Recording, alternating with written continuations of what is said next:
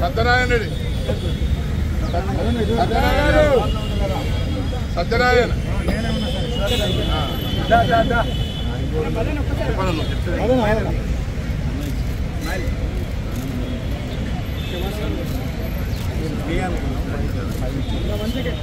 ఎలాగో ఒకటోలే శ్రీశైలమనేది నేను శ్రీశైలం అంటాను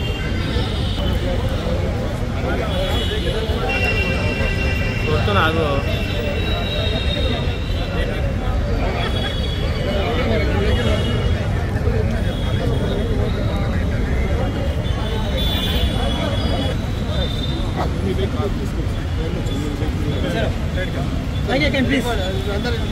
చలో ఇక్కడికి జరగాలి అందరూ.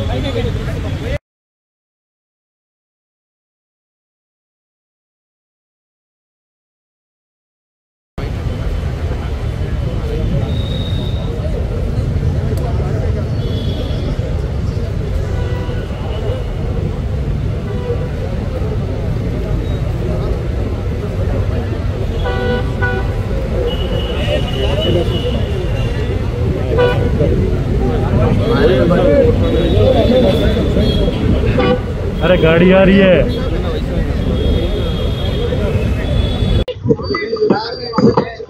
పాత్రికేయ మిత్రులకు కృతజ్ఞతలు. వాళ్ళొక సెట్ ఆఫ్ నామినేషన్ వేయడం జరిగింది.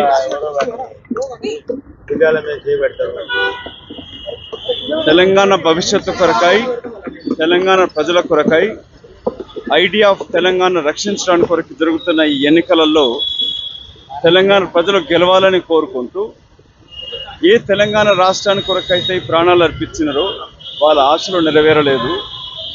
తెలంగాణ రాష్ట్రం జరిగినాక అన్యోన్యంగా ఉండాల్సిన ప్రజలని ఇంకా రెచ్చగొడుతూ మభ్యపెడుతూ మోసపూరిత వాగ్దానాలతోటి మరొక్కసారి భరోసా అంటూ బతుకు తెరువు లేని తెలంగాణను పొడిగించడానికి కొరకు వస్తున్న బీఆర్ఎస్ పార్టీ ప్రభుత్వానికి వ్యతిరేకంగా, దానికి మద్దతు పరోక్షంగా ఇస్తూ ఉన్న బీజేపీ పార్టీకి, ఈ రెండు అధికార రాష్ట్ర జాతీయ అధికార పార్టీలకు వ్యతిరేకంగా తెలంగాణ ప్రజలు మా విజ్ఞప్తి ఆలోచించుకొని తెలంగాణ ఇచ్చిన ప్రదాత శ్రీమతి సోనియా గాంధీ గారు ఇచ్చిన 6 గ్యారంటీ స్కీమ్లే కాకుండా ఒక సమగ్రమైన మేనిఫెస్టో తోటి తెలంగాణ ప్రజల కొరకై, బడుగు బలహీన వర్గాల కొరకై, అన్ని వర్గాల నిరుపేదల కొరకై 6 గ్యారంటీ స్కీమ్లు తీసుకొచ్చి ఆదుకోవడానికి వస్తున్న కాంగ్రెస్ పార్టీ అభ్యర్థులని గెలిపించాలని మీ ద్వారా కోరుకుంటూ, నేను ఎల్బీ నగర్ నియోజకవర్గ అభ్యర్థిగా 10 ఏళ్ల పార్లమెంట్ సభ్యుడి యొక్క అనుభవం,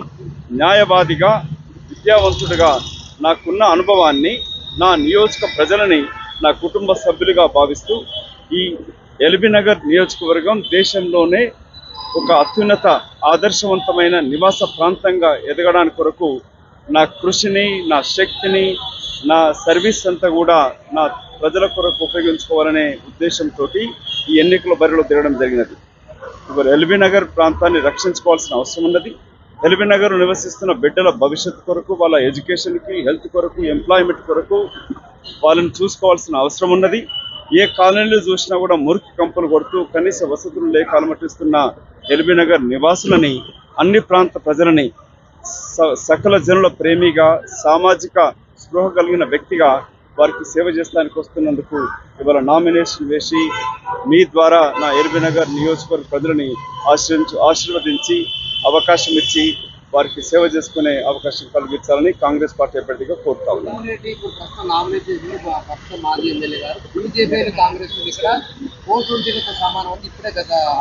థ్యాంక్ యూ సోదరా, మీరు చెప్తూ సుధీర్ రెడ్డి మాజీ ఎమ్మెల్యే అన్నారు. నా గెలుపుకు మీ ద్వారానే శుభసూచకంగా చెప్పినందుకు మీకు నా ప్రత్యేక కృతజ్ఞతలు.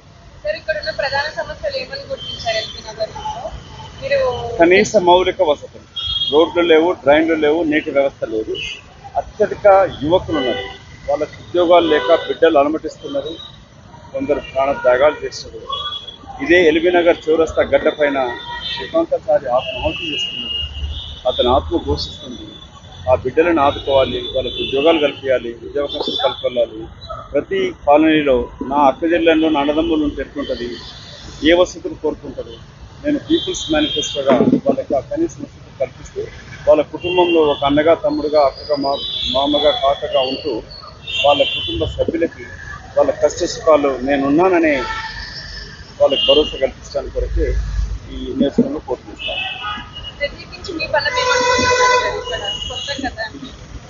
నేను కొత్తగా కాదు, ఇక్కడే పుట్టి పెరిగిన. అయినా ఇవాళ గ్లోబల్ ఒక విలేజ్ లాగా మారింది.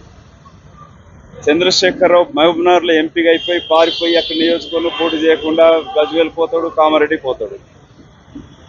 ప్రధానమంత్రి గారు 2 రాష్ట్రాలు అయోధ్య నుంచి పోటీ చేసినాడు, అటు గుజరాత్ నుంచి చేస్తాడు. పోటీ అనేది ఇక్కడ ఎవరు ఏ సిటిజన్ అయినా ఇక్కడికి వెళ్ళినా పోటీ చేయొచ్చు. నా ప్రశ్న ఎల్బీనగర్ నియోజకవర్గ ప్రజలని అడుగుతున్నాను. నేనంటున్నా నాకేం తక్కువ ఉంటుందో, నా పిల్లలకి ఏం తక్కువ ఉంటుందో ఈ ప్రాంతంలో నివసించడానికి, పోటీ చేయడానికి, ఉద్యోగాల కల్పన కొరకి. నా ప్రత్యర్థి సుధీర్ రెడ్డి గారు అంటా ఉన్నారు లోకల్ నాన్ లోకల్ అంటా ఉన్నాడు. నేను లోకల్, అదొక పక్కా లోకల్, అది వేరే సంగతి.